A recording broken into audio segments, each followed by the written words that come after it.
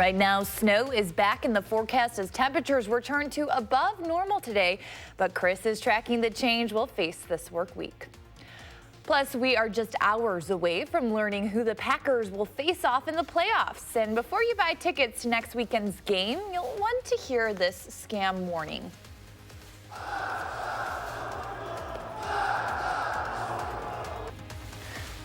But first, Iran's parliament chants death to America before meeting on Sunday as President Donald Trump issues a new warning about retaliation. From the Channel3000.com Alert Center, this is News 3 Now this morning.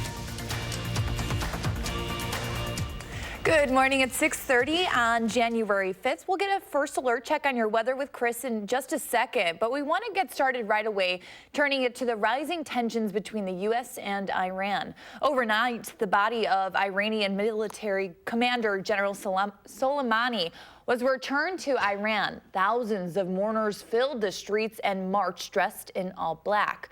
Soleimani was killed Friday in a U.S. drone strike on his convoy at the Baghdad airport. Meanwhile, people are taking to the streets this weekend in Madison and across America to hold anti-war protests, and President Trump is responding. Natalie Brand has the latest from Washington. President Trump warned Iran Saturday not to retaliate against the U.S. for the killing of General Qasem Soleimani.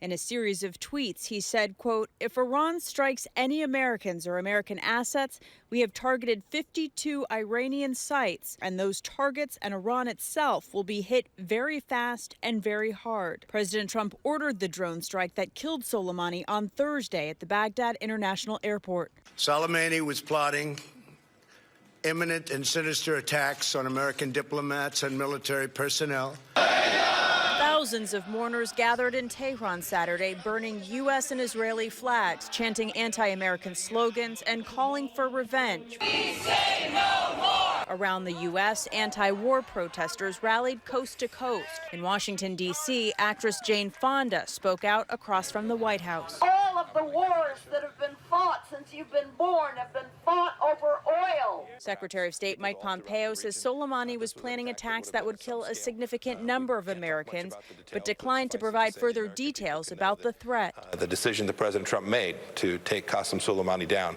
saved American lives. While a number of Republican lawmakers applaud the decision, many Democrats say Congress should have been alerted. The operation against Soleimani in Iraq was conducted, however, without specific authorization and any advance notification or consultation with Congress. On Saturday, additional reinforcement troops prepared for deployment from the Army's 82nd Airborne Division at Fort Bragg, North Carolina. Natalie Brand, CBS News, Washington. Now, Saturday, the White House sent Congress formal notification under the War Powers Act of that drone strike that killed Soleimani. House Speaker Nancy Pelosi tweeted that the classified notification, quote, raises more questions than it answers about the timing, manner, and justification of that decision. So what do we know about the rising tensions and what do they mean for safety here in America? The Department of Homeland Security says it's looking at potential new threats against the U.S. Police are on high alert in New York City, where officials have already stepped up patrols after a series of anti-Semitic attacks. Mayor Bill de Blasio says this threat is potentially greater than anything the city has faced before. In Boston, Mayor Marty Walsh is bracing for the days ahead, saying he doesn't know what Iran's rhetoric about revenge might mean. And in Philadelphia, authorities are keeping a close eye on the city's football stadium ahead of tonight's wild card round-off playoff. Switching gears now to Chris Reese. Chris joining us with a pretty pleasant-looking Sunday. Yeah, things today should not be that bad overall. One of the things we are tracking, at least earlier on this morning, is a chance for some flurries. Now, here is high-resolution Doppler showing you at least where we have some flurries. One area that I'm watching right now this morning is right around the Wisconsin Dells. As we zoom things back out, though, across the upper Midwest, you do see a system moving in from northern Minnesota towards northern Wisconsin. Most of that should stay to our north. However, one thing that I think all of us will see today is high wind. We have wind advisories and high wind warnings for the upper Midwest. We'll talk about just how breezy things will get coming up here in just a few minutes, Keely. All right, thank you, Chris. There are new details south of the Wisconsin border this morning where a Rockford, Illinois man is accused of sexually assaulting a woman he took hostage during an hours-long standoff with police Friday night. Nicholas August, the man you see right here, is charged with armed robbery, aggravated criminal sexual assault, and aggravated unlawful restraint after police say he entered a Rockford bank, threatened its employees, and took a woman hostage and sexually assaulted her. Police negotiated with August, getting him to come outside and surrender shortly before 9 p.m. It is unfortunate when situations like this occur. However, it is great that this situation was resolved without anyone being seriously injured. And law enforcement, both at the local level, the Rockford PD and FBI, work seamlessly with the various resources that we were able to deploy to resolve this situation. August was transported to the Winnebago County Jail. He's being held on $2 million bond and was wanted on previous domestic battery charges and probation violations. Investigators say bad weather is delaying a recovery team from retrieving the wreckage of a tour helicopter that crashed last week in Hawaii, killing 7 people, including 2 from Madison. Once weather clears, the Kauai helicopter crash wreckage will be removed by another helicopter. 47-year-old Amy Gannon and her 13-year-old daughter Jocelyn were among the dead. Amy was the co-founder of the Madison-based group Doyen, which works with female entrepreneurs in the Madison area and beyond. Jocelyn was a student at Hamilton Middle School. And we won't have a Packers game to watch this weekend, but we'll find out who they play in the playoffs today. The team will host a divisional game at Lambeau next Sunday, January 12th, which could pay huge dividends to the Green Bay economy. Economic impact for a football game is between $14 and $15 million for our community, and that's big for a community of our size.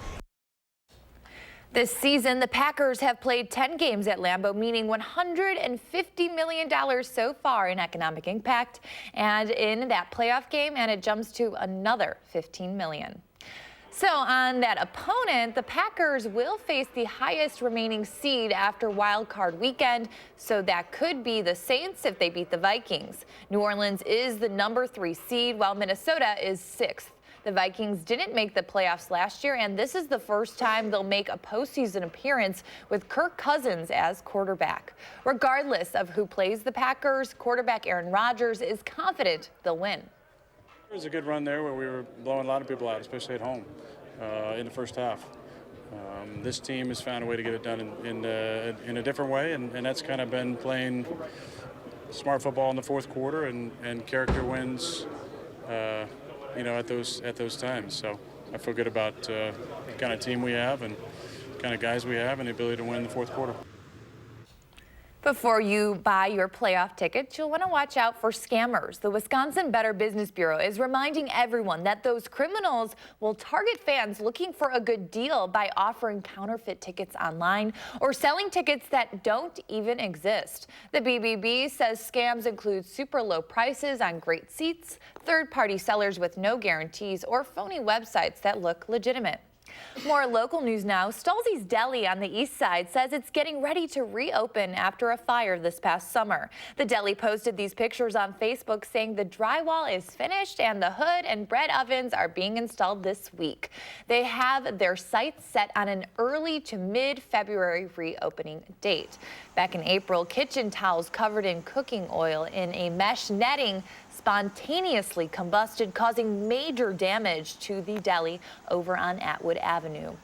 And people living in Fitchburg are preparing for a major construction project on one of the town's most heavily traveled roads. And it's expected to take 2 years to complete. Starting this spring along Fish Hatchery Road, all lanes of traffic will go down to just 2. The $22 million project will impact about 8 intersections. Under this plan, crews will repave the roads, install new traffic lights, add some plants and decorative elements, replace retaining walls and storm sewers. They'll also upgrade pedestrian and bike infrastructure.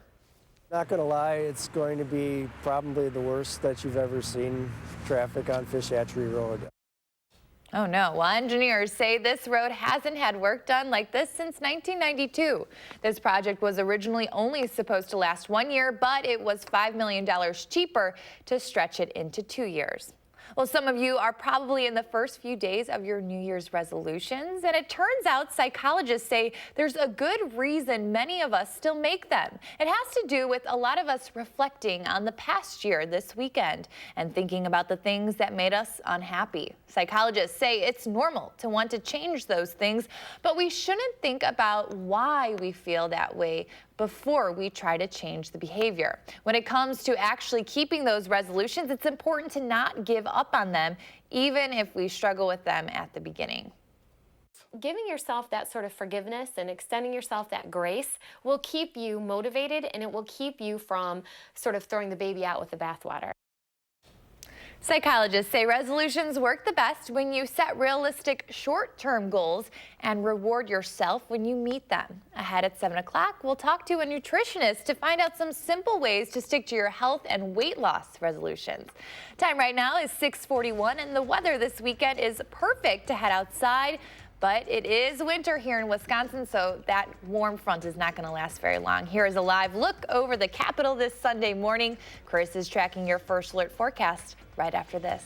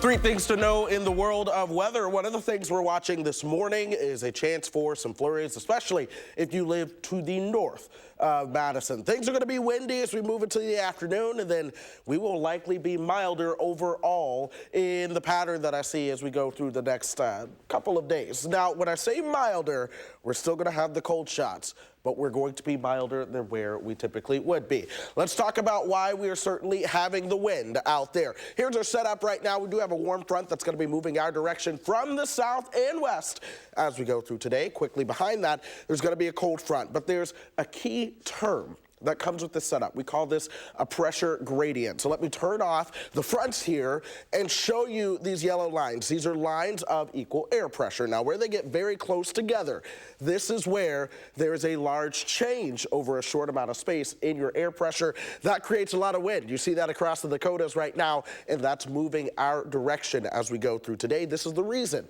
that we do see wind advisories throughout pretty much all of Minnesota. High wind warnings throughout parts of northwestern Minnesota and eastern North Dakota. I don't think we get that windy, but we are certainly going to be able to see a breeze. Radar right now is lighting up with the weak little system, bringing some light snow to the northern parts of the state. This is the reason I do believe we'll see a chance for some flurries today. Most of that is staying well to our north, though we're seeing a little bit of snow up near the Dells right now. What's towards the south and west is not reaching the ground. Strong winds out of the south right now, temperatures into the mid-20s. Watch what happens as we go through the rest of the day. We will likely top out right around 42 degrees. Here comes a change in the wind, though. Pay attention. They went from the south. They'll start to come out of the north and west. This is that cold front again, working its way towards the south and east. We'll drop those temperatures down into the mid-20s tonight. Look for some clear skies to stick around as well. By the time we get you towards tomorrow, those winds become southerly again, and once again, I think we start to see those temperatures becoming more southerly. But models are trying to pick up on at least a chance for some flurries Monday evening and into Tuesday. But folks, the big story will certainly be the wind. These wind gusts as we go through today could be as high as 30 to 40 miles per hour.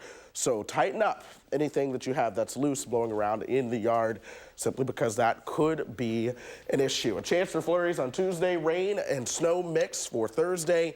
Then we're watching next Sunday and Monday for a system that could be either rain or snow at this point. Keely, because Monday next week is my birthday. Can you hope for snow with me? I will hope for snow for you, Chris. That would be fantastic. January 13th, right? January 13th. I'm May 13th. Of course, I'm going to remember your birthday. Snow for Chris. All right. Thank you, Chris. My pleasure. Well, if you have outdoor plans this weekend, this is your reminder to download our Channel 3000 Weather and Traffic app. You'll be the first to know when weather that will affect your day is headed your way. With the most up-to-date and accurate weather conditions, you can get it for free in your app store.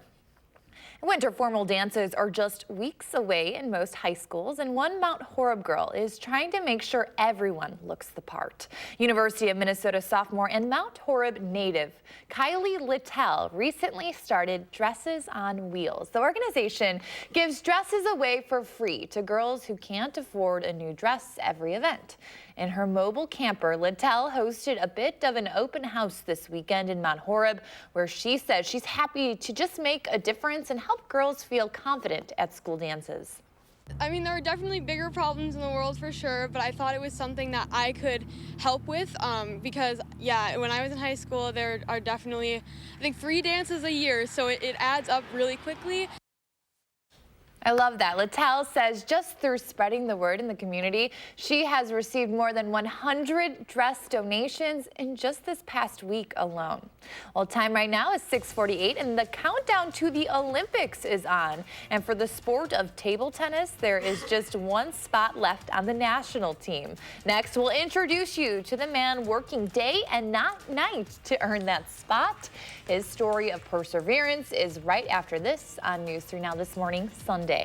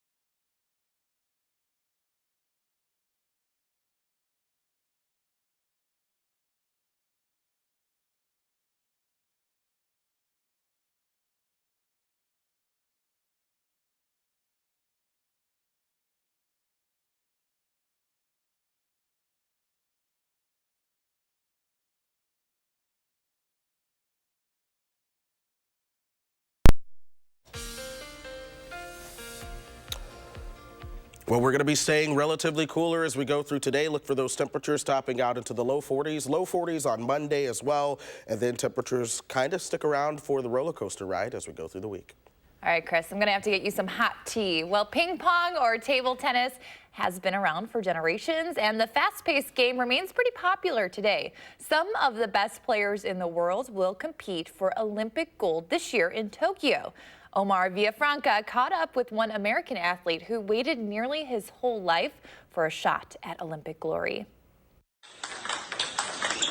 The air-bending serves, the deep volleys, and the overhead smash. This is table tennis at the highest level, a flurry of action, all on a 9-foot by 5-foot table. An Olympic caliber athlete in peak form is usually under age 30. Dan Seemiller is nowhere near that age. He's old enough to be an Olympian's grandfather. Very steady, nice. But I learned the hard way, age is just a number for the 65-year-old Seemiller. Seemiller is a stud in American table tennis. He turned pro at 18 and became the #1 ranked American player. His triumphs were featured twice in Sports Illustrated, and he shocked the world in 1977 when he teamed up with his brother Rick and defeated the #1 ranked Chinese team. He coached 2 men's U.S. national teams at the 2000 and 2004 Olympics. He's been in the USA Table Tennis Hall of Fame since 1995. Are you the LeBron James of American table tennis? Well, I don't know. As a kid, when I was training, you know, I used to think that when I'm done, I want to be known as the greatest American player ever. You think you are? Well, that's not for me to say, but my resume is pretty strong. Instead of retiring, he's looking to add one more highlight to his resume: Olympic athlete at the 2020 Summer Games in Tokyo. The road to Tokyo begins in New Carlisle, Indiana. Every morning starts with a workout. He's eating right and getting back into playing shape. When he's not working on his game, he's a world-class coach. Good serve. Hosting clinics and running a competitive table tennis club. His friends and fans have set up a GoFundMe page because training full-time is expensive. There are travel costs, tournament fees, even the coach needs a coach. My grip is different from 95% of the players play shake hands, so they play with red side on the forehand with the finger out and thumb on the top. Take that. The lefty has a secret weapon. He plays with an old-school grip on the paddle that could give him the upper hand on the competition. Now, my grip is unique because I'm using the forehand red side, and when I go over, I flip and still use the red side. It's known in table tennis as the Seemiller grip. And yes, he invented it and perfected it decades ago. But no one uses it anymore. So he's banking on it to surprise his opponents. At the U.S. Open, he played well, beating opponents more than 40 years younger than him, like 22-year-old Devin De Leon. To be able to play against such a legend, especially in United States table tennis, is a great honor, and I don't feel any shame of being beat by somebody so good. That serve he's got is crazy. And now I'm 65 and I'm training really hard, and I don't know where it's going to go, but my wife says she knows I can do it, so who knows? You're not just doing it for yourself. No, it's for everybody. And it's also to let anyone that's older, you know, that if you really concentrate on your techniques and you believe in yourself, you can do great in any sport. Well, good luck to him. You can stick with us ahead at 7. Will Loper is breaking down some of the biggest blockbuster films of the past decade. But first, here is a preview of what's to come on an all-new For the Record.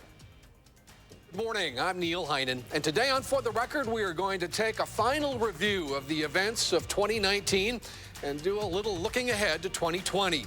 There are leadership changes, storms, both meteorological and political, and the realization of some big ideas to talk about and elections to ponder. Oh, and the president was impeached. My guests are 3 people unafraid to talk about any and all of these things. Madison Magazine publisher Karen Lincoln Michelle, Wisconsin State Journal editorial page editor Scott Milford, and Capital City Hughes publisher and editor John Gramling. And that's coming up this morning at 10:30 on News 3 Now.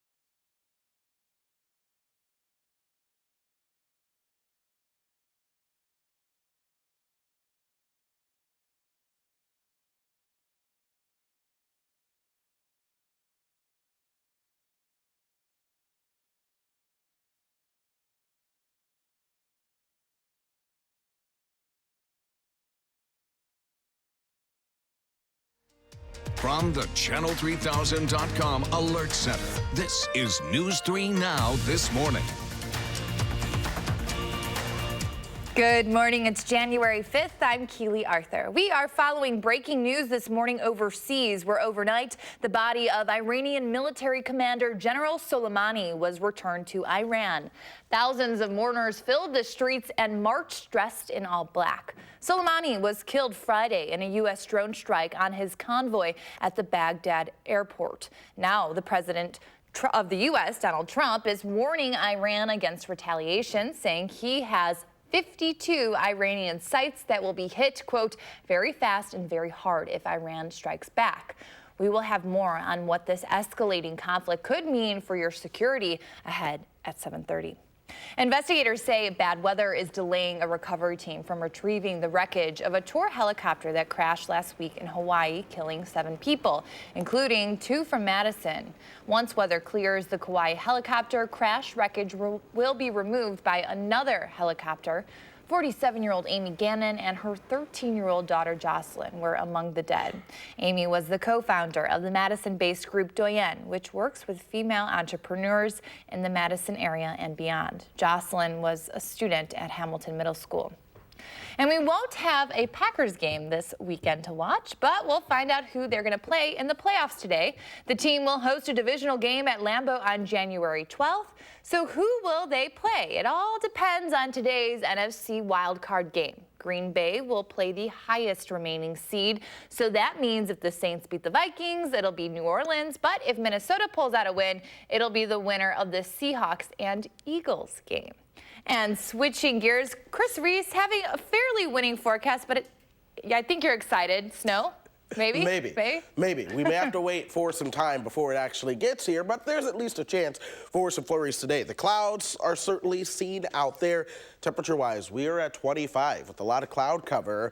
Initially, things will be hard in terms of warming things up, but I think we'll start to see a drastic warm-up as those winds become increasingly southerly. 27 by 9 o'clock, upper 30s by 1, and I do think we'll see those temperatures topping out into the low 40s today. Here are at least the flurry chances we're watching. You've got some action up near the Dells. We're watching some flurries back towards Platteville as well and to the south and west. We will keep a close eye on that. The air is relatively dry for us, but nonetheless, these chances for flurries do certainly exist as we go throughout the day. It's all a part of this system that's spinning throughout northern Wisconsin, bringing perhaps another round of accumulating snow for them. In the meantime, the big story will be the wind. There are wind advisories throughout all of Minnesota, even high wind warnings throughout parts of the Dakotas. This is the true impact that's going to be felt as we go through today. That's the wind. We'll time it out. We'll talk about the impacts coming up in about 10 minutes or so. All right, thank you, Chris. In the 2010s, Hollywood took us to many places, like a galaxy far away and a land built completely out of Legos. Movies also told powerful stories of struggle, achievement, and even loss. Film critic Will Loper shows us some of the best movies of the past decade. 3, 2, 1. Films had the power to capture dreams. It's the chance to build cathedrals, entire cities, things that never existed, things that couldn't exist in the real world. Beautiful, isn't it?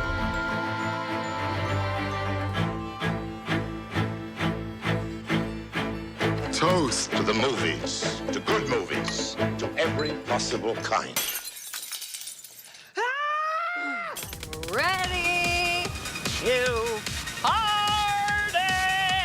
Everything is awesome. Everything is cool when you're part of it. Not quite my tempo. From the top.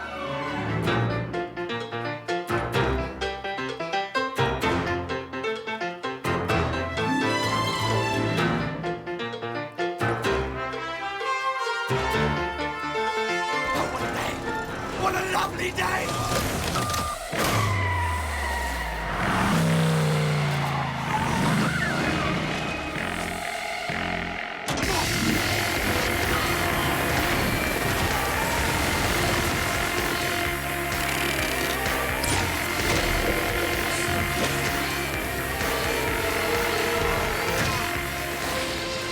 When it's cut all together like that, you really get a sense of the scope.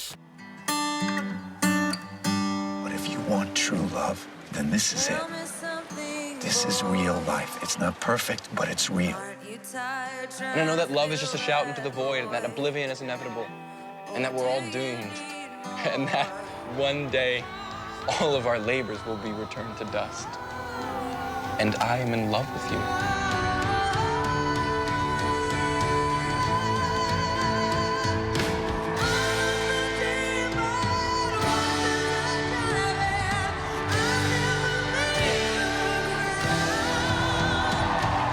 I want to ask you some questions. Okay. Who exactly are you? Who am I? I could be anyone. I am Groot. I'm Olaf, and I like warm hugs. I am Moana of Motuno. That Amy. Ladybird. Mark Watney. Space pirate. I am the law. I'm the captain now. I am inevitable. That's not like foreboding at all. I'm the bad guy. Oh, Mr. Bond.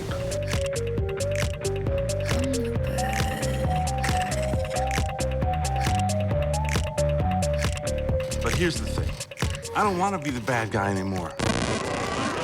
You don't have to be the bad guy. You are the most talented, most interesting, and most extraordinary person in the universe. And you are capable of amazing things. Everyone fails at who they're supposed to be, Thor. The measure of a person, of a hero, is how well they succeed at being who they are. There should be no boundary to human endeavor. We are all different. While there is life, there is hope. Our lives are not fully lived if we're not willing to die for those we love and for what we believe. They knew, and they let it happen. It could have been you. It could have been me. It could have been any of us. There are days that define your story beyond your life. I want you to be the very best version of yourself that you can be. What if this is the best version? Love is the one thing we're capable of perceiving that transcends dimensions of time and space. Smile, my boy. Sunrise. Where are you going? I'm going on an adventure.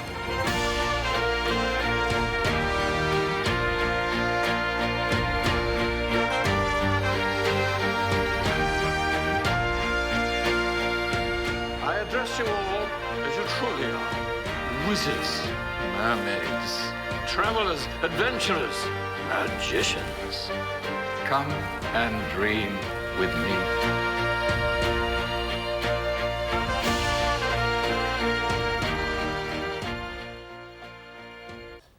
Will featured more than 190 movies in that compilation. We have a list of all of them on our website, channel3000.com. Well, turning to more local news now, it's the first weekend of the new year, and if your New Year's resolution involves weight loss, we have some helpful advice. Our Christina Laurie caught up with a nutritionist, and she shares her tips. With a new year upon us, many people are looking to set those New Year's resolutions, but studies have shown that less than 25% of people actually stay committed after just 30 days, and only 8% end up accomplishing them. I know I often fall into that group. Registered dietitian Tammy Schultz is here. Maybe some ways to help me out too, and all of our viewers. It is hard this time of year. Holidays now behind us. January can be kind of depressing. So what kind of goals should people have in mind when setting resolutions? I think the biggest thing is try not to put yourself in a bubble, because we tend to get, really excited about, okay, it's a new year, it's a fresh start, which is great, and I love that positive energy, but we can put ourselves in that bubble where it gets too restrictive, or, you're setting these goals or expectations that are way higher than what you were doing, and it really can kind of sometimes set you up for failure. And I don't like the word failure, I'll get into that in a little bit here, but it's just kind of planning for that and really trying to figure out what are those realistic expectations and how can I maybe ease into it rather than trying to do it all at once. So what are realistic expectations? What kind of goals should we be making? Yeah, I think, looking at the things maybe you've struggled with in the past, if you can look at that and really try to use that as feedback for okay, that didn't work, this didn't work, that certainly didn't work, then maybe you can start to flip that around to maybe what will work. And if you found yourself being too restrictive last year, or you're maybe doing, an elimination diet where you took out, an entire food group or something, well, maybe that didn't work. So let's reevaluate and figure out how to fit that in a kind of healthy, balanced way. Looking at water, I think, is always a #1 goal that people could incorporate. And not just exercise. I mean, that always seems like an easy one, and the gyms fill up, which I love exercising. That's a huge part of my day and my life. But the mindset piece is people forget about that one all the time. And I think we get so ramped up on how we don't like to feel or the things we're not doing. And I really want people to focus on, what are you doing well? What is going well? How great are you feeling? And really start to string that together and create that positive energy moving forward. That positive mindset can be a resolution all in and of itself, gosh, yes. almost. So we want to do a little role-playing example here. So you're the expert, you're the dietitian. If I'm coming to you and I say, I guess, for the new year, I want to focus less on, I want to be more positive. I want to focus on what I'm adding to my diet. What are some easy ways to add more nutritious foods for me? I think taking a goal like that, trying to get a little bit more specific around it and what that really means to you. And so when people set a goal, I want them to take it a step further and ask, why is that important to you? So why is that important to you? I guess I just want to have a more balanced lifestyle. I don't want to be so centered around food and exercise for me. So why is that important to you? Because it'll open me up to other opportunities, give me more time for other things. Yeah. Instead of occupying my mind space with that. Yeah. Why is that important to you? I just think it'll help me live a happier, more fulfilling life. Yeah. This is hard. It's I know, harder. it It's is. harder than it seems, and you're just asking a simple question. Right, but we don't ever get to that real why. I mean, you can say yeah, I want to have this positive mindset and I want to not think so much about food, but if you don't get to that, because you could start to feel emotion, and I got goosebumps when you were saying that, that really elicits this really positive reaction in you and allows you to take that goal and really go for it, because now it means something to you. Now it has some real value because you can see how it can change your life. So finding the why is so important. Find the real why, get deep with it. Keep asking that question until you get to that real reason why. And it does take a real expert to help us get to the root of this problem. So you're launching an exciting website later this month, exciting new program. Yeah. Can you talk a little bit about that? Yeah, so talking about the mindset piece, that's a huge part of it, because people don't need another meal plan. They really don't. So many people already know what they should be eating. They know they should be exercising. They know they should be drinking water. And of course, it's going to encompass some of those things, but it's really going to tap into how can we turn what you know already into what you do consistently, and making that lifestyle, that long-term lifestyle change. And so it really incorporates a lot of activities and homework and group coaching, weekly modules and that type of stuff, so you can kind of get a little bit more in depth into getting the most out of the fresh start of the year. And so they can find that up on your website. And how affordable is this? Yeah, if I could do all of this for free, I would. I love it so much. And obviously there's a lot that goes into it. And so I really have tried to keep that in mind and make it affordable for people, so that way they can build it into their budget and really kind of take that long term and use all of those tools into the next year. So it really is affordable. Thank you so much for doing that. And this advice is invaluable. And thanks for providing a little taste of it for free here this morning. Thanks again, Tammy. Yes, thank you. We'll be right back. All right, thank you, Christina. Time right now is 7:13, and here's a live look outside. Chris is tracking your first alert forecast just ahead.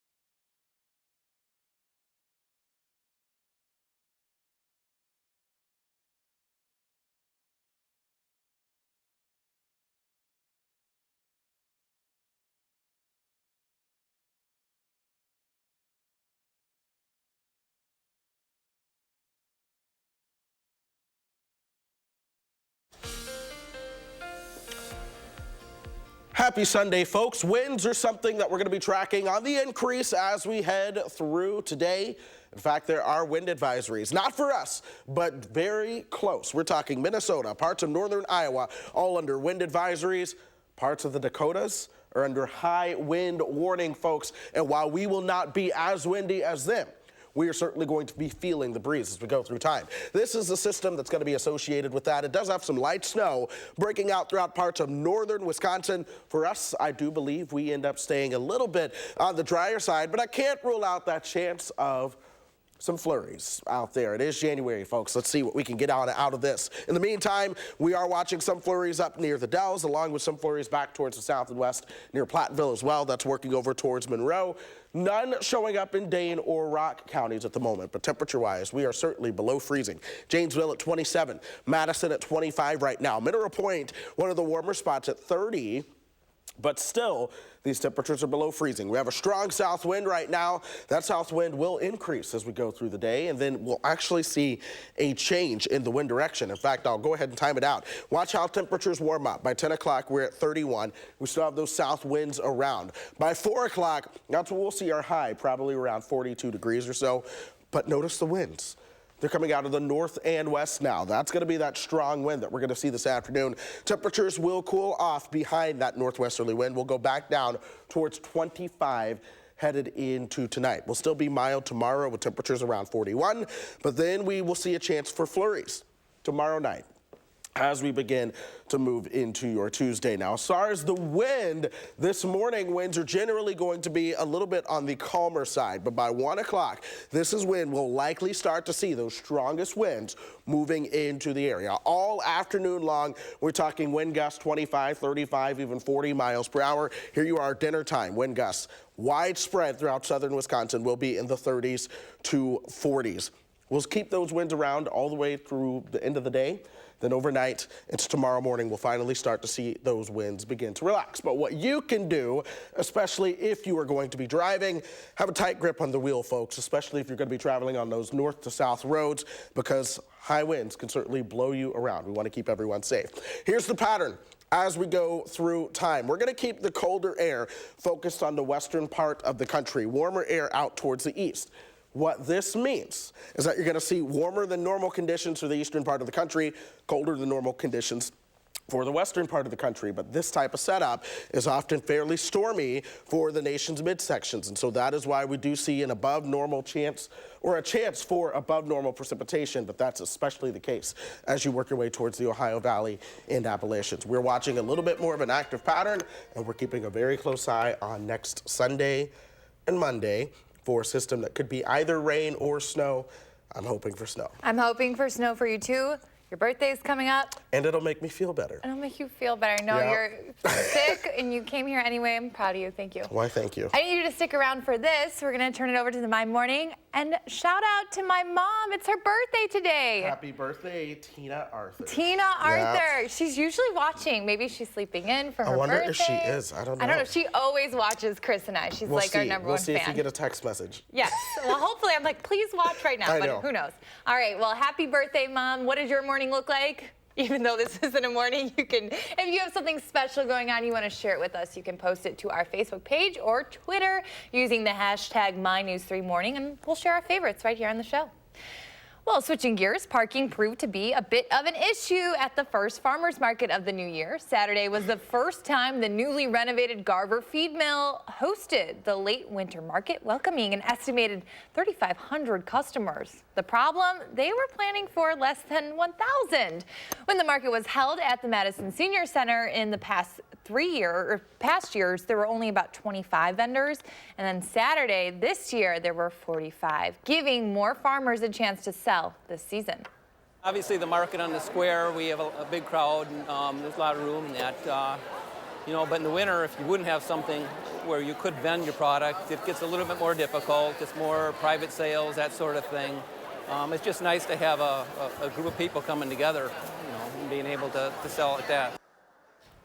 There were a lot of complaints about that limited parking at the venue and on social media. The farmers market manager, Sarah Elliott, says there's only one way in and out of the parking lot, causing a lot of congestion. The organization is looking to ramp up communications in the future, encouraging people to not park in the Garver feed mill lot. Elliott says they were blown away by the support, taking a positive spin on all this, saying, quote, "We thank folks for their patience. We didn't anticipate how many folks would be there." 7:21 right now. Award show season kicks off tonight with the Golden Globes. Next, we have a preview of this year's ceremony, celebrating the best in TV and film. We will be right back.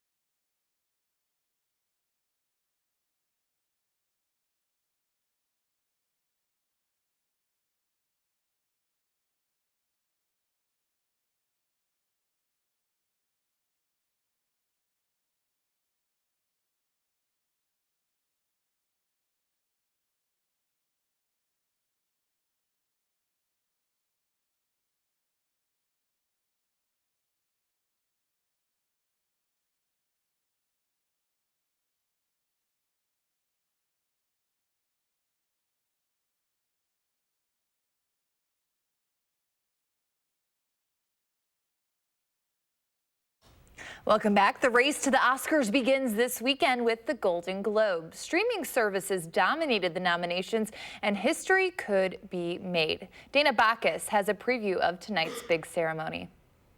Yes. Hi, Frank. This is Jimmy Hoffa. Netflix could be the Golden Globes' biggest winner. The streaming service leads the award nominations with 34 across the film and television categories. It's very competitive. What's this? Who owns Baltic Avenue? Netflix's divorce drama Marriage Story came out on top with 6 nods, and its mobster film The Irishman has 5. Both are up against 1917, Joker, and The Two Popes in the Best Drama category. We are seeing a big shift in the culture of award shows right now because Netflix, Amazon, the streaming services, even Apple TV dominated the award show circuit, and in particular, the Golden Globe nominations this year.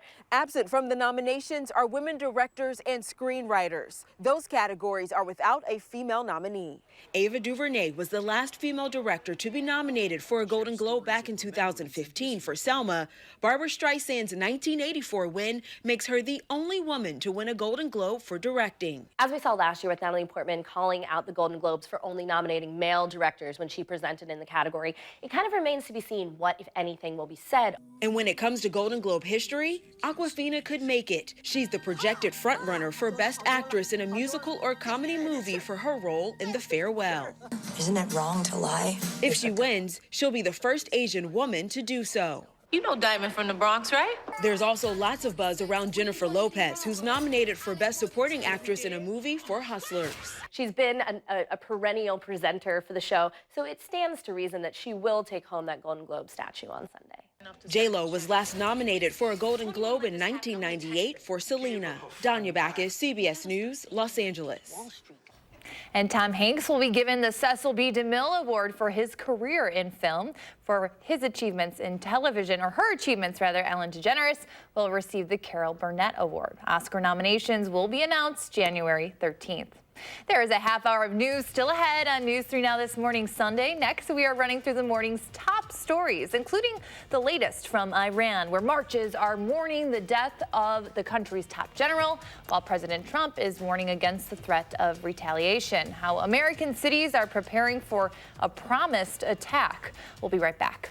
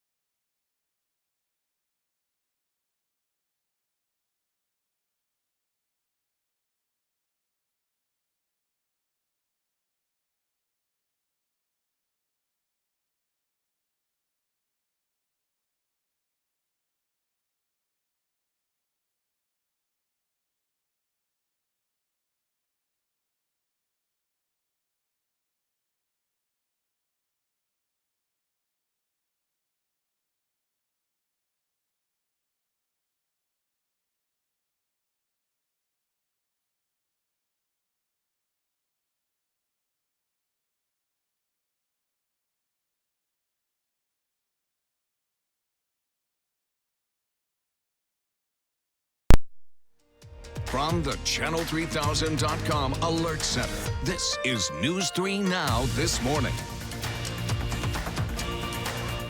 Good morning. It's January 5th. I'm Keely Arthur. We're going to get a check on your first alert forecast with Chris in just a second. But first, we want to update you right away on the rising tensions between the U.S. and Iran. Overnight, the body of Iranian military commander General Soleimani was returned to Iran.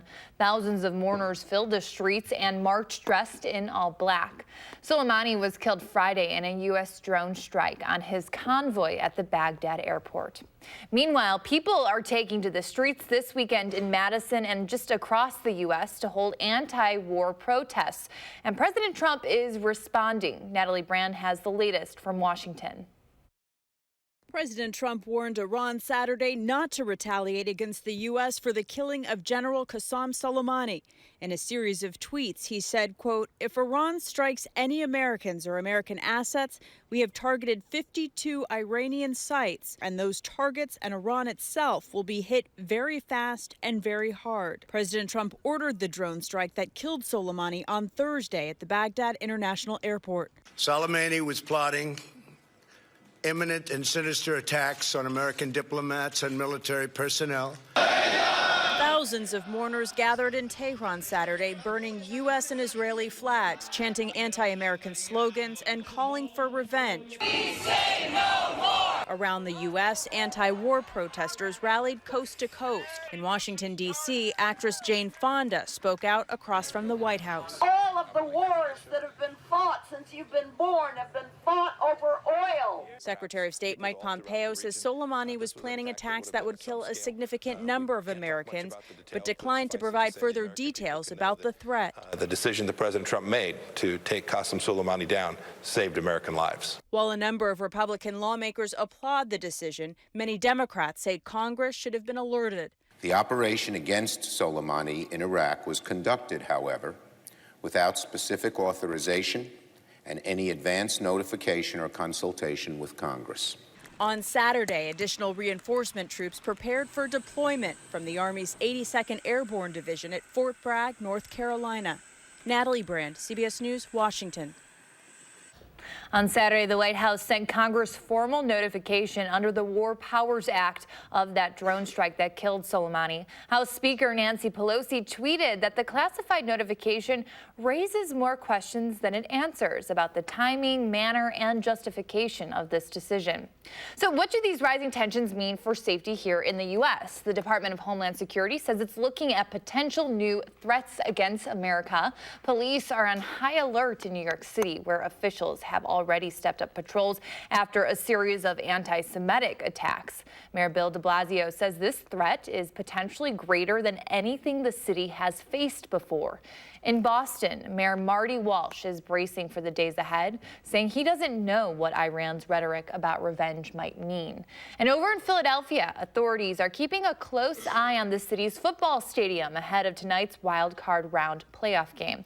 Well, switching gears to Chris Reese. And Chris, you're tracking a lot of wind out there right now. Yeah, things are certainly going to be increasing in terms of the wind as we go throughout the day, Keely. We'll also see at least a chance for some flurries. The clouds are out there right now. Temperature-wise, we are at 25. We will gradually begin to warm things up. 27 by 9 o'clock, 35 by 11, 39 by 1, and I think we actually make it into the lower 40s as we go through time. We're going to keep that strong southerly wind around earlier. That becomes westerly to northwesterly by the time we move into the afternoon. Let's talk flurries. Here's the system that I'm watching right now. A lot of the heaviest activity will be well to our north, but there could be some flurries flying in spots as you look outside, so don't be surprised if you see that. We did see some stronger flurries up near the Dells earlier. Those, of course, have since gone away, but nonetheless, this system throughout northern Wisconsin will have an influence on the weather that we see down here in southern Wisconsin as we go through the day, and behind it will certainly come the wind. There are wind advisories and even high wind warnings just back towards the north and west. While I don't think we get that windy, we will certainly be breezy. We're going to be talking how breezy and what you can do in response to that in about 10 minutes or so. All right, thank you, Chris. There's no Packers game today, but the anticipation is building to find out who they'll play next. From a national standpoint, the Packers have been one of the top seeds that are flying under the radar, with a lot of attention on the Ravens, Chiefs, and 49ers. Head coach Matt LaFleur says his team just has to figure out a way to stay consistent. think there's a balance there. You know, you always got to know who you are and what you do well, and certainly you don't want to get away from that. And you know, it's kind of funny because it seems like there's some stuff that we've done really well some weeks and then not so well the other weeks, and it's just about trying to find that consistency within our offense.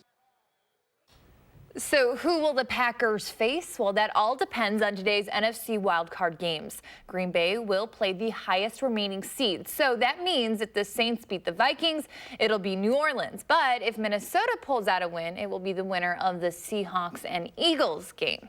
Meanwhile, in the AFC wildcard games overnight, there was no shortage of drama. The Texans pulled out a win in an overtime that seemed to last forever. And the Titans ended the Patriots season at Gillette Stadium. It's New England's first home playoff loss since 2012.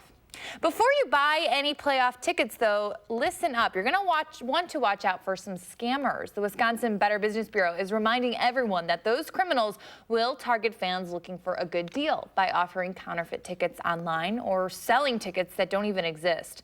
The BBB says scams include super low prices on great seats, third-party sellers with no guarantees, or phony websites that look legitimate. Well, earlier in the hour, we heard from a dietitian about the best ways to tackle your New Year's health resolutions. And next, we're bringing those talking points to the table. Casey from Hy-Vee is here with some healthy recipes to get your 2020 started on the right track. News 3 Now this morning, Sunday. We'll be right back.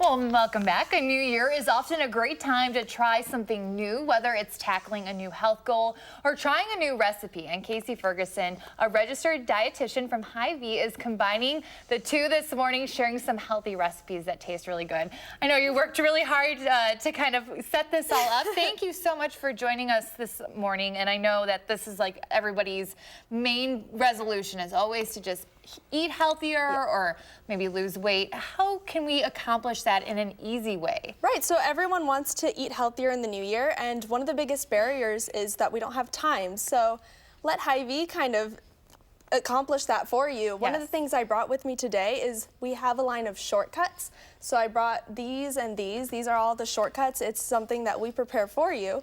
We do the chopping for you so you can still incorporate those fruits and vegetables in your diet, and you don't have to spend all this time in the kitchen. So that's a really good way to eat those fruits and vegetables. That is, and it is so time consuming, like looking at this, you know, to chop all those veggies.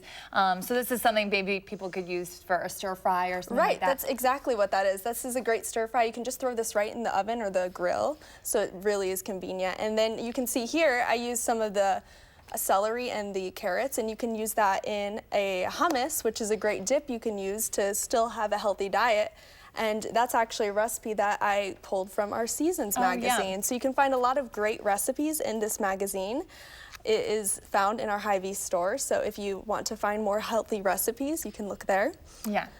You can also use our Hy-Vee Aisles Online service to save even more time and still eat healthy and really consider what you're putting in your grocery cart. Because that's so important, right? I mean, I think everybody does this. I certainly do. I kind of go to the grocery store knowing I need to pick up some items, but then I kind of just go crazy once I'm at the store and I don't really stick to my list. Yeah. So is that, you know, important for people to do? Maybe have that list, stick to it so they don't go and buy that bag of hot Cheetos or something else. Exactly. Yeah, so you aren't shopping when you're hungry. You're really looking at your list, and you can even save even more time, like if your kids are at a soccer game and you're watching that game, or you're out and about and you don't want to run and get fast food, so you can really think about what you're eating. And you get to even save some money while you're doing this. We have a coupon code. You can use the code WELCOME to save 10% off your first order. That's great. And then also, you know, I think people think, well, veggies aren't going to be satisfying, or I need a carb or something to make me feel full, but that's not necessarily the case. What are some ways that people can feel satisfied without, you know, overindulging in calories? I think the best way to feel satisfied is really balancing out your diet. So if you're having something like a carb, combining it with a fat and a protein. So something like this dish here that we have, it's a hummus, so you're having the vegetables. So the hummus is made with a roasted mushroom, so there's some vegetables. You have the beans, so that's giving you some of that protein and that fiber, and that's going to make you feel fuller longer. Great. And yeah, this is all at Hy-Vee. I shop at Hy-Vee all the time. Love it. So yes, some great tips, some great items. Thank you so much for joining us this morning. Thank you for having me. All right. Well, you are about to take a live look over the Capitol, and Chris is tracking some flurries just ahead on News 3 Now this morning. But before we let you go, we want to take a chance to wish all the people turning 3 today or celebrating any birthday a happy birthday. If you have a kiddo who wants to celebrate, please let us know.